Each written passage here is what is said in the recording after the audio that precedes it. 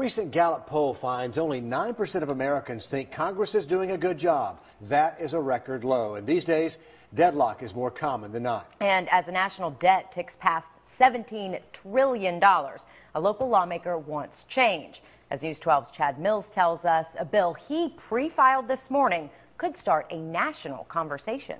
This meeting is the first of its kind in South Carolina, perhaps the nation. They are power drunk, money drunk. And it's being held in Claude O'Donovan's living room. We have a runaway government, all three branches. We have a Congress that is just drunk with spending.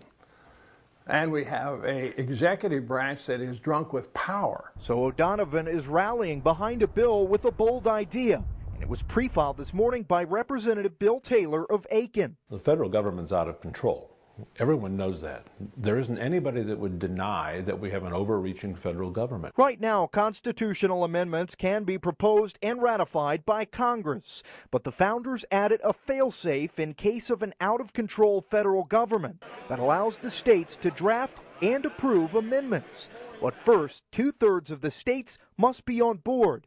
Taylor's bill, if passed this session, would mean South Carolina is on board. South Carolina is not alone in this effort. Virginia joined us today.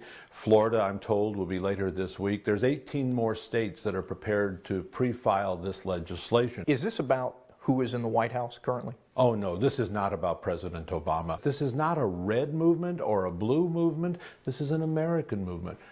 I view this as nonpartisan. I believe Democrats and liberals and conservatives and Republicans all ought to be joined together to try to fix the federal government. But they always did it for a specific reason. In the meantime, O'Donovan will continue drumming up support in living rooms near and far. For those who will look at this and say it's just political theater, what do you say to that? You know, a lot of people are going to feel that way, but they way underestimate what we have going on here. We asked O'Donovan what kind of amendments he wants. He actually pointed out a couple that people on both sides of the aisle might want: term limits for politicians, a balanced budget amendment, and something to stop the debt and spending. Meredith. But Chad, this is going to be an uphill battle, Sure. and I understand you talked to other lawmakers. Are they on board with this too? Well, some still say they need more time to learn about the bill and ask questions. A Democrat I talked to says he needs more time too.